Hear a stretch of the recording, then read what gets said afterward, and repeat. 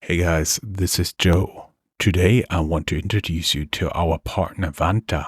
Achieving ISO 27001 or SOC 2 compliance can unlock major growth for your company and build customer trust, but the process can be time intense and costly. Vanta automates compliance, getting your audit ready quickly and saving up to 85% of associated costs. And Vanta scales with your business, helping you enter new markets. Join 7,000 global companies like Atlassian, Flow Health, and Quora that trust Vanta. Claim 20% off Vanta at vanta.com/startupradio. That's vanta.com, spelled vanta.com/startupradio.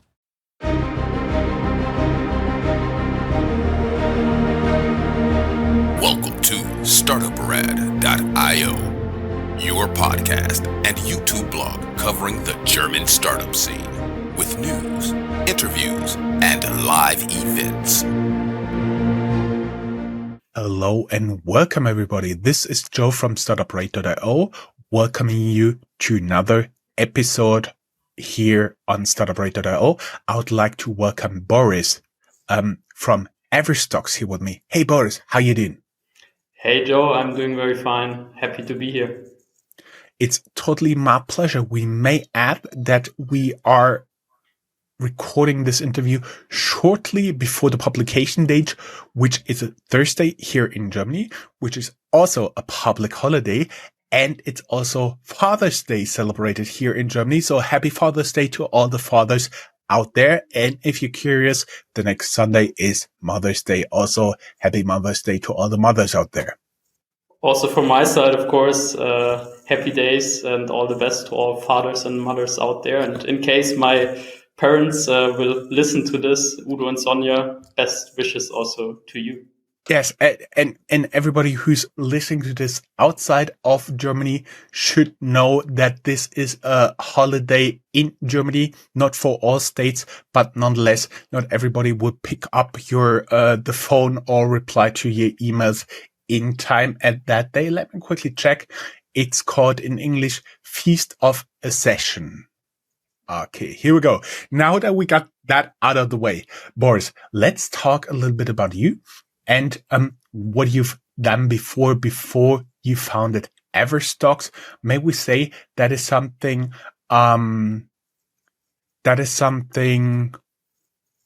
you could say follows an asset-light approach.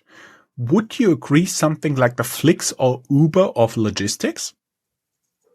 Yes, it's a very fair comparison, especially because I think Flix and Uber are both amazing companies and amazing founders behind that I very much look up to. So it's a comparison that I like to hear. I think in terms of being asset light, and asset light, to explain that a little bit, means obviously we don't own operations ourselves. So the same way that Flix doesn't operate their own buses and is not owning buses, but working hand in hand in partnerships with bus operators, we bring a similar approach to logistics where we really focus on great technology, great software, and work hand in hand with very established and experienced logistics providers and kind of create a win-win and the best of both worlds in the end for our customers, which are modern brands in e-commerce and omni-channel, that then kind of get the best of both worlds in software and technology from Everstox, plus fully integrated operational services from our partner network of very strong and experienced logistics providers that we select with a lot of care and that we work very closely together with. I think one differentiation that I would like to take is that in our market, I think the value of software goes much deeper. I think many platforms like Uber or Flix, you mainly think about them in terms of making transactions, so booking your ride or kind of booking a seat in a bus. In terms of Everstox, on the software side, we build much more of an operating system where you really manage all your orders, all your inventory, very complex processes. So I think the software component of Everstox is a bit more difficult and at the same time creating a bit more value than in other models. You have gotten a little bit ahead of me here, but it was a great teaser let's get started. Where you got started, you studied not too far away from here, from Frankfurt at University of Mannheim. And actually, you also studied at University of Miami. And in the background of my mind, there's "Welcome to Miami," the song playing. Can you first tell us a little bit about what you've been doing there? And then we can go on through your CV and end up at co-founding Everstox. Yes, I'm very happy to do so, and sorry for getting ahead a little bit. It sometimes happen when I talk about Everstocks and I get too excited, then I keep talking.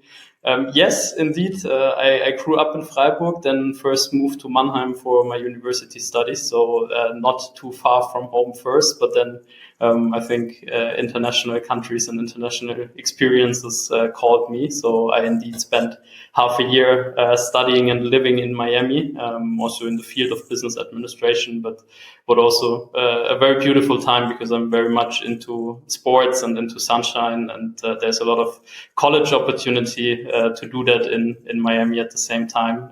After that, I also moved to Barcelona to continue my studies there. So you see a little bit of a tendency to follow the sun and follow sports. And yeah, that was a good journey and a great international experience for me. Did you do the usual touristy stuff being in Florida, meaning visiting Disney World, Cape Canaveral and all that stuff, Everglades?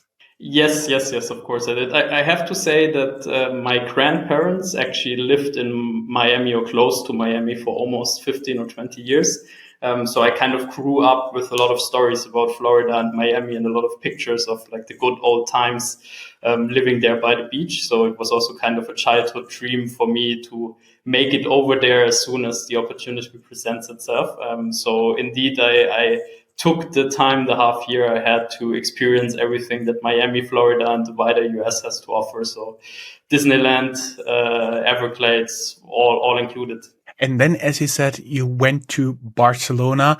You have any recommendation? What's the best time to visit the city? Yes, I do. I would go either early in the year, in early springtime, around March or April, or then towards like late fall when you go in October or November. I think it's the best time to kind of also go there when it's not too hot, but still beautiful weather, so you can be very active, enjoy the city, and it's not completely overloaded by tourists. That's one thing about Barcelona. As much as I love Spain and I love Barcelona and I enjoyed my time there, obviously the city is very, very crowded, and then in summertime it also gets a bit too much for me, so I would very much recommend early spring or late fall.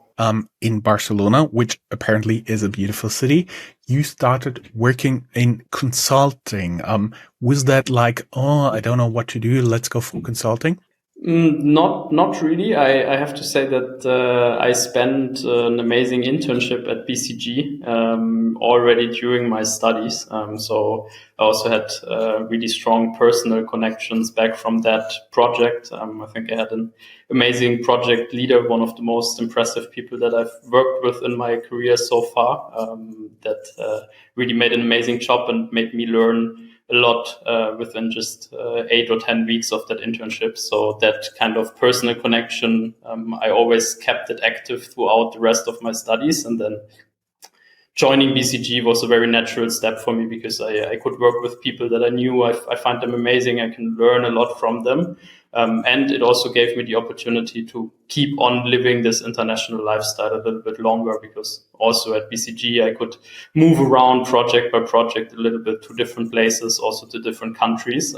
So my heart was bleeding a little bit leaving Barcelona and leaving Spain. And then BCG presented me a great opportunity to start my career and still experience some other countries and cultures. And then you went for a little bit prop tech investing, and then you started after a little bit over half a year, Everstox. Did you, when you left BCG, already had the plan of Everstox in your drawer? Of Everstox, 100% the way Everstox is today, no, unfortunately not. Otherwise, I think I would have started Everstox already 6 months earlier, right after leaving BCG. But I had a very, very clear idea and a very clear plan of starting a company and turning into entrepreneurship. That's also the reason why I left BCG, where I had overall a really good time with great people, because I wanted to give myself the chance and the opportunity and the mental space to really give it all to this opportunity to start a company. So what I did, because I had some first ideas about the logistics market and like trends overall that I hope happening, and Joe, my co-founder, and I, and later then also Felix joining, we had some ideas that there is a real problem, and also believe that it can be solved, but it was still like a very, very rough idea back then. So I decided, while we were working on kind of continuing that path and really understanding the market better and really getting to the conviction that this is exactly the company and the market that we want to build, I was working on the side in investment a little bit on a freelance base around prop tech, because that obviously gave me the perfect opportunity to keep cash flow up in early founder days a little bit, which is also important if you don't sit on a big bank account after your studies. And at the same time, obviously, looking from the investment side into different markets was also a good experience for me to prepare for entrepreneurship. And what was the first idea of Everstox that you started with, and how did it evolve over time before we get into your international expansions? It was, I think, mainly an understanding of the problem and of the market opportunity. So in the beginning, I wouldn't call it an idea. It was more that we came from different angles. So when I take Johannes, one of my co-founders, he was also working for some time at BCG. He was then running an e-commerce related startup where they sold office equipment and related services. So he kind of had to deal with operations, fulfillment, and logistics in the background from a customer perspective. So he knew the pain and the problem around that. Same for my co-founder Felix, who worked as CTO at Rocket Internet Ventures for a couple of years. So he was for a decade building e-commerce and e-commerce technology and marketplaces, and always had to take care of the problem of integrating old school logistics technology. And myself, I was more looking at it from the logistics side, where a lot of investment was happening in warehousing space and everything related to that, because everybody was kind of seeing the big wave of e-commerce coming that then also came with COVID, and everybody tried to prepare operational infrastructure to be ready for that. And the people who kind of built up the operations and invested in that, they were not necessarily on top of the software game that is actually needed to also then run this infrastructure effectively. So we looked at different angles on the market, and we saw a lot of growth and we saw a lot of problems at this intersection of modern commerce and rather old school logistics. And that's where we said, hey, we see a very complex jungle. Every e-commerce company is trying to navigate it by themselves. And we just said there must be a better way to do this, a better way to solve it. And that's where we started from. And then there was a long journey of a lot of customer interviews, logistics provider interviews, where we really went deep into understanding the problem and drafting the concept that is Everstox as of today. So I would say a very customer-oriented journey, where we started with, hey, there's a real problem, a real pain. Let's talk to as many people as possible and learn as much about it as possible to get to the best possible idea to solve it. And let's try together to understand, especially for our audience here, what you guys actually offer. So basically, we talked about the asset owners, meaning the physical warehouses, the trucks, all the freight logistics, and so on and so forth. You guys, with the software that then connects to marketplaces, to websites, and so on and so forth. How does this all come together? And for example, I'm somebody who's trying to sell, for example, dog food. What kind of services would you offer me, and how do you actually provide that in the background? That is actually fascinating for me. Mm-hmm. Yeah. I would start explaining it from the consumer perspective a little bit, because I think in the end it's maybe the easiest way for all listeners to relate to what Everstox is doing. So basically, whenever you buy something from your favorite brand, some kind of favorite product that you want to have, be it food, be it cosmetics, be it fashion, everything that you like want and need for your daily life, you might have different channels where you buy it. You have some favorite online shops, you go on some marketplaces, you go in offline retail, you get the products. And what you see is obviously just like the end of the whole supply chain. You order your product, you get it the next day or something. It seems to be very simple, but what in the end happens in the background is a very, very, very complex journey to make sure that, the different products are available at the right time, at the right place, and you can get this very timely delivery the next day or something. It's a very complex supply chain that is behind that. And this very complex supply chain needs to be solved by every e-commerce company on their own. So basically they have to figure out everything from finding their suppliers, sorting out their warehouses, picking their carriers and so on, to making this whole chain happening. And in between, they have to put a lot of different tools and software, and there's also still a lot of Excel and manual communication happening together to make this work in the end. And we as Everstox provide an end-to-end solution to our clients. So we have all the services integrated in our technology, everything from ordering your products into your warehouses to the warehousing and fulfillment services that you need, to basically all the last mile deliveries that you need, and you can all run them via our software. So basically one integration to Everstox and access to our software is everything you need to deliver top-notch customer experiences to your clients, in a very similar way to kind of the very fast standards that we, for example, know from Amazon over the last couple of years. So that means if I'm somebody who just has a website, I can basically purchase Everstox, use the platform, the services provided there, and can put together my own version of Amazon logistics for me. That's correct, with the big advantage that you stay in control of your customer experience and of your supply chain, which means it's not delivered by Amazon in the end, but it's delivered by Joe's pet food brand. And it's an amazing experience for the customer, and the customer relates this amazing experience to you. And it's also your supply chain. So if you want to change things tomorrow, you can do that. And it's not like Amazon forcing some new policies or new fees on you, but it's your distribution network, it's your customer experience. And Everstox just gives you all the tools and all the intelligence and the software and the services you need to build that on a top-notch level. I see. So that means I could get with your service delivered my product in branded boxes with the flyers that I want to have in, for example, some other people I have distribution agreements with, vouchers and so on and so forth, and that can all be worked in by you guys. And what kind of area do you cover? Would you provide services for me only for Germany or all of Europe? Because I do have personal experiences getting from point A to point B can be very, very easy if you do it at 2 a.m. and it can be very, very long and very, very tiresome if you try to get from Berlin to Frankfurt or the other way around by car on a Friday afternoon.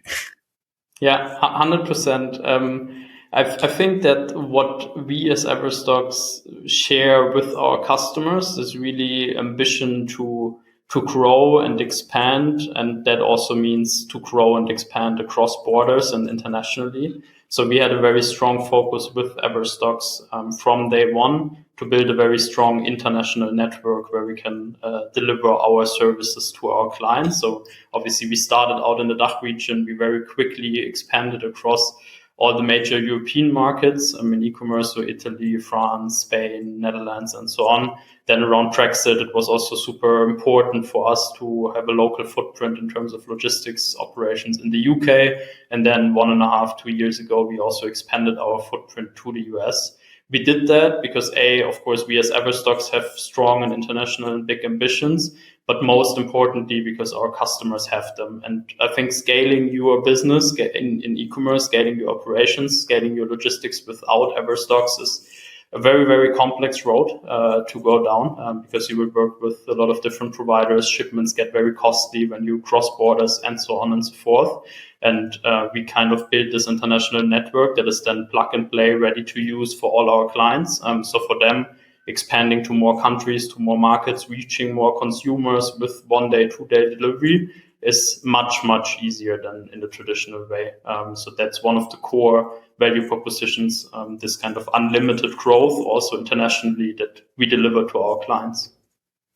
Well, that would mean, for example, if I want to have coverage of the European Union, I tell you that is my customer base. You can tell me I need to have stock in this warehouse, in this warehouse, in this warehouse. I need that much, and then you can provide the services for me. 100%. That's also part of our sales process, for example. So we do basically for free as business development an analysis for our clients where we analyze kind of their customer profile, their order structure, and so on, and then we can make a data-driven recommendation of where should they have fulfillment centers, which markets should they serve with local warehouses, where should they use international shipping services, and so on. And then we can set up the whole distribution network for them with fulfillment centers in the countries where they have most orders, and our system and software obviously runs the whole process. I have seen that you guys expanded within 2 years after launch to UK, which is of course not that big, but also the US. And I do believe providing logistics in the US is a different ballgame, given that it's quite different from Florida, where we've already talked about, to delivering in the winter in Wyoming. Yeah. My local Florida connection obviously helped in that process in terms of experiences. No, I think for us this international expansion is mainly driven by the opportunity of being asset light and being very fast and expanding for our customers. And that meant that expanding to the UK and to the US was kind of a very strong opportunity for us and for our clients, because I think we often talk about US companies entering the European markets and having sales here and look up to US brands. And I think it's super important to also build European market leaders and international companies and brands. So we also want to expand there ourselves as Everstox, but also enable all our customers and our strong European customer base to go into international markets more effectively and be successful there. And yes, obviously serving a huge market like the US with very, very different states and very different weather conditions and very different logistical infrastructure is a big challenge and one of the things that we solve. So also over there, we have multiple fulfillment locations where we can cover the whole nation very fast and very efficiently in terms of delivery. And yes, if there are some like very complex weather conditions that for whatever reason trucks can't drive on the road because it's like full of ice or snow in some states, I think then the flexibility of our solution, our network also comes into play, where we are able to reroute orders to other warehouse locations and fulfill them from there and kind of manage those unexpected complexities of logistics that will always happen for a lot of different reasons, weather being one of them. I see. Just to tease you, do you also provide delivery services within Alaska and Hawaii? I think we do. Honestly, I would have to check the database for all orders and see what are like the most weird addresses that we've ever delivered to. Would actually be a funny study. I think the most rare locations that Everstox delivered to would be cool. I will look into that. But in theory, yes. But I think it's always the decision of our clients if they want to serve those areas, because they, I guess, come with higher shipping costs than other areas. And then either the customers is actually willing to pay for that, or it might not be the best business case to ship there. But maybe people on Hawaii or in Alaska also willing to pay a bit more for their shippings. I guess that's a bit more complex to be served up there. I see. And in terms of clients, I've seen on your website, you provide services for apparel and fashion. Should be pretty easy. Beauty and cosmetics, also consumer goods, maybe a little bit security. But what drew in my attention is food and beverages, where you have to take care of freezing or cooling and stuff like that. Furniture and home decor. And what I had in mind is like big couches, heavy lifting, literally. Health and fitness, maybe also some heavy lifting here. Jewelry, once again, my mind ticked security, and toys, which is apparently also pretty obvious here. Where did you start and when did you add for example, food and beverages and jewelry, because I do believe especially food and beverages are a very special game here in terms of logistics. Yeah. So no surprise, we didn't start off with the most complex segments. So it was not the cooled fresh food that we started off with building our solution around, but obviously in the more basic segments. But at the same time, I mean, fashion and apparel might sound a bit easier, but if you go into like the complexities of return management and return refurbishments and it gets quite complex. Logistics is never easy for anyone. I think that's what I also love about building Everstox, because you actually always have customers with a problem because logistics is complex, and if we do a great job and we solve those complexities, we can actually do a lot for our clients.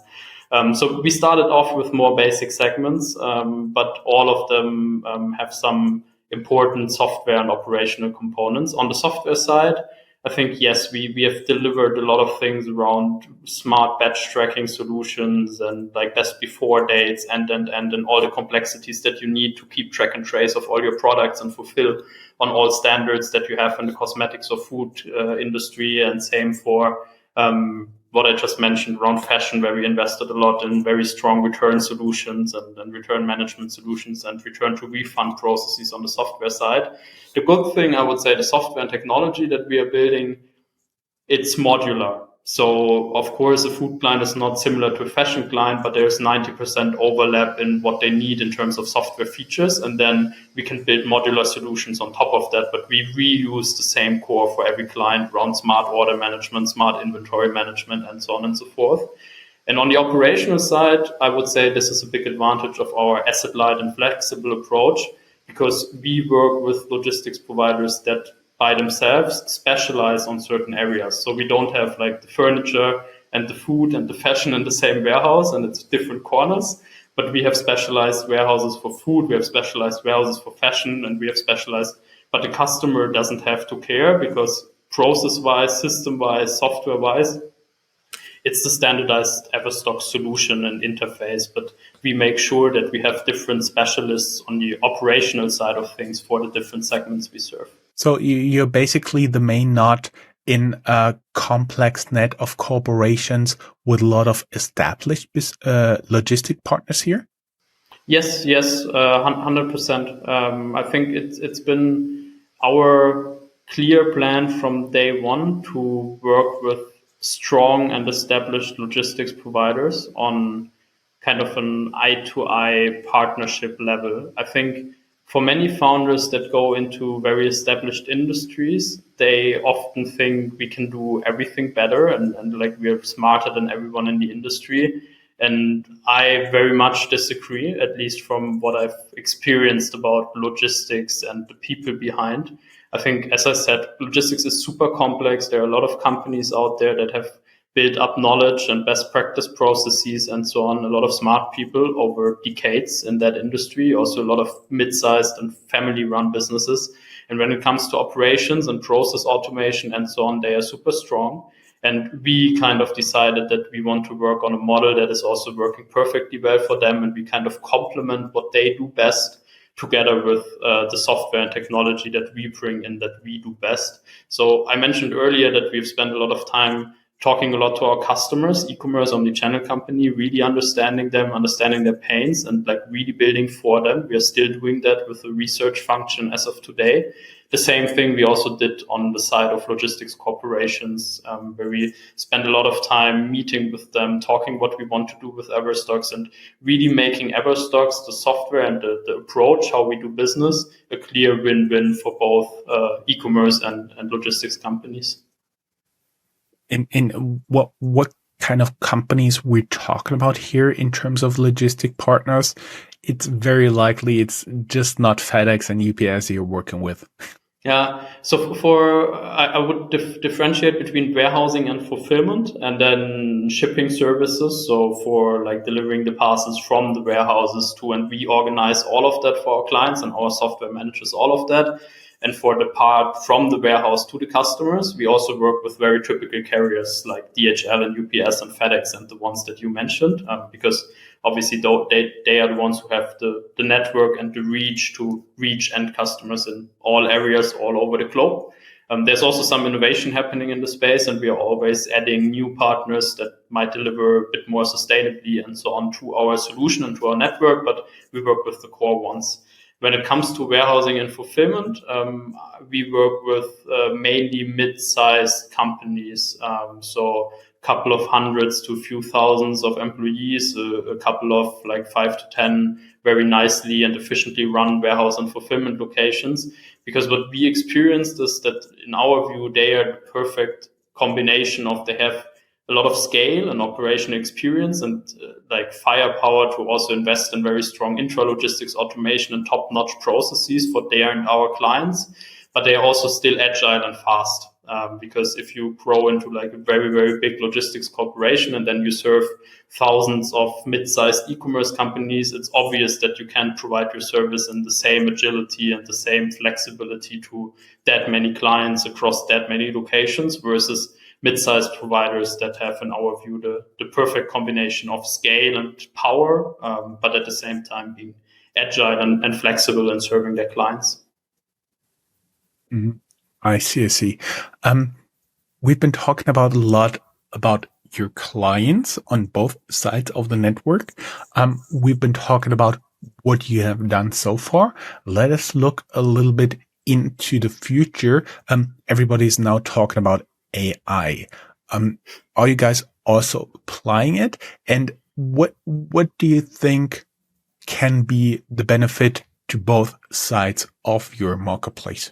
Mm-hmm. Yeah, big topic. And I sometimes, when I read about AI overall, and then specifically AI in supply chain and AI in logistics, I sometimes also have to smile a little bit, to be honest, because I think the broad world of logistics as it works today is very far away from being AI ready. What do I mean by that? Of course, you can build a beautiful AI solution that if you had very good data and very good data quality, you could make amazing things happen with AI in logistics. For example, one big topic that always comes up is around demand forecasting and inventory planning. If you take that example, most companies today, they plan their inventory and forecast demand based on Excel models and some gut feeling where they say, oh, we're doing a bit more marketing, so maybe there will be a bit more sales. Let's put up 10% and order 10% more. And I mean, I'm exaggerating a little bit, but it's really a very manual task. So 100%, I believe that AI can help to do that in a better way. You like to talk about weather earlier. So, for example, if you take weather conditions in your forecasting and you know that at some day it's going to rain and people will probably be more at home, and that's why they will order more online on that very day, or other effects that come into play. There are so many data sources that will help you in that problem.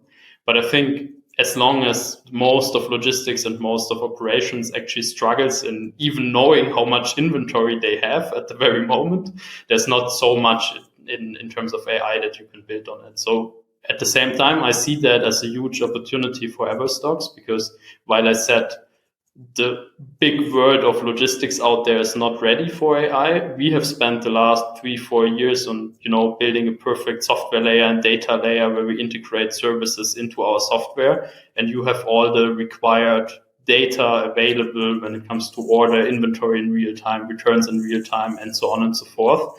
So what we are currently doing is, because we say, hey, we have a lot of customers, we have all the data for those customers to actually apply AI models. We're doing some internal development into that direction to deliver solutions for our clients. And we're also open for partnerships, where we work with some companies that look at AI in supply chain, but they very much face the problem that they don't find like good data and good data setups that they can work with. So everyone listening into this and building on AI solutions in logistics or supply chain, I'm also very excited to talk and see if there's opportunity to cooperate. Yeah, that totally makes sense. And it's always a problem of data. I also do know that there's a lot of demand forecasters out there for many companies, and they're especially crucial in companies producing perishables like milk products, cheese, and so on and so forth. You just can't wait until Christmas. No. It doesn't work that way. No. I do believe there will be a lot of opportunity for AI in the future. And I do believe some of the demand forecasters will have to retool in that area. Talking about retooling, you guys also look into international expansions, right? Yes.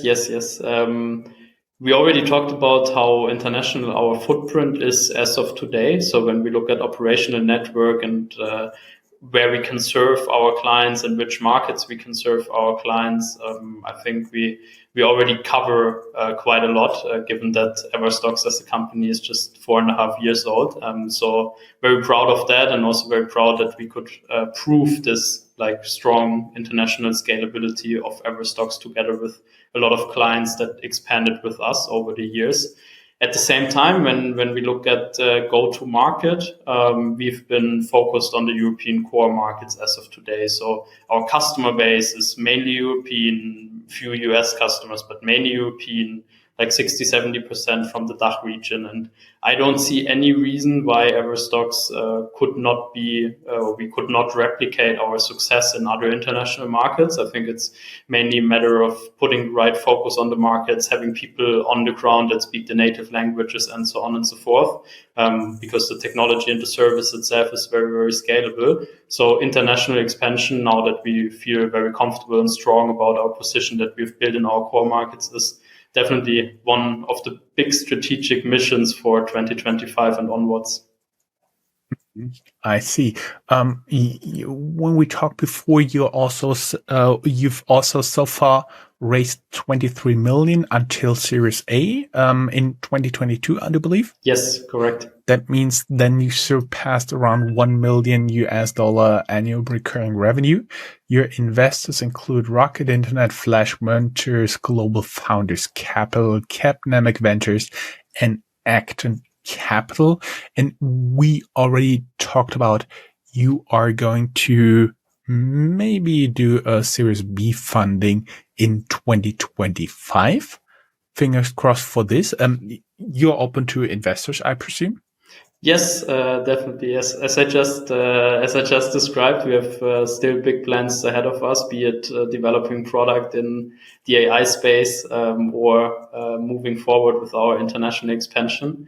So indeed, when investors share our passion for the space and for the opportunity, and can bring some knowledge and support and also some capital to the table, we are always interested to meet and discuss the space and the opportunity itself. And I think the last few years, obviously, we've invested a lot into, being very efficient and very stable and really like owning our core markets and building a very solid and healthy business in those core markets. So when you look at 2022, which was obviously a very good time to raise money, we used that opportunity. We raised money with great investors.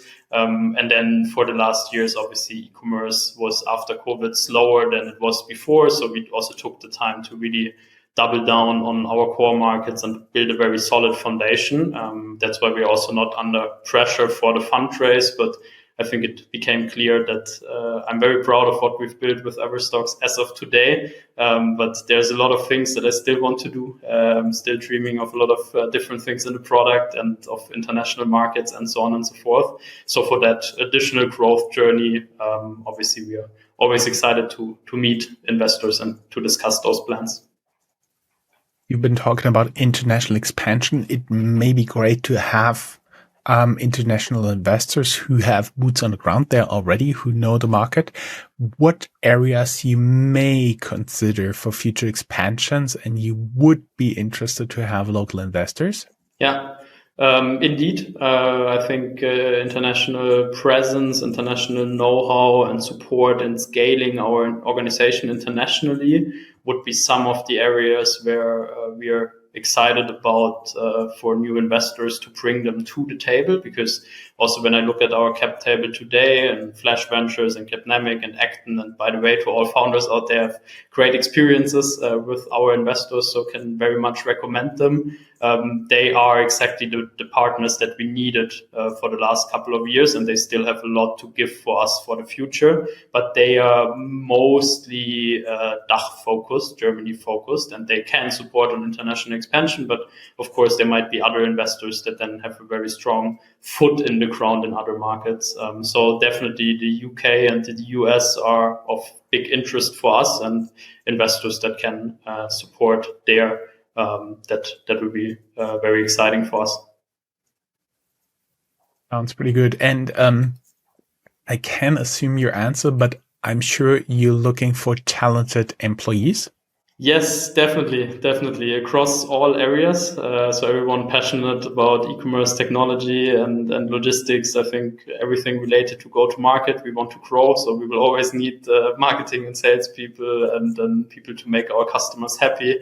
Also, we have some positions that go a bit deeper into logistics. So everyone who comes from the logistics industry, but is maybe a bit bored of the way old school logistics companies are operating, I think Everstox could be your place to be, to combine innovation and logistics. And last but not least, of course, technology, data. It's at the core of our product. So always looking for people. So yeah, please, anyone who is excited about Everstox, reach out to me. All the people, because this interview will be live for a few years. Everybody who would like to learn more, go down here in the show notes. There will be, of course, a link to your company website, to your LinkedIn profile, as well as to the career website of Everstox. Boris, it has been a pleasure talking to you. Thank you very much, and hope to have you back in 2025 and talk about your Series B funding. Yes, excited for that. Thank you very much for the great conversation, Joe. Bye-bye. My pleasure. Have a good day. Bye-bye.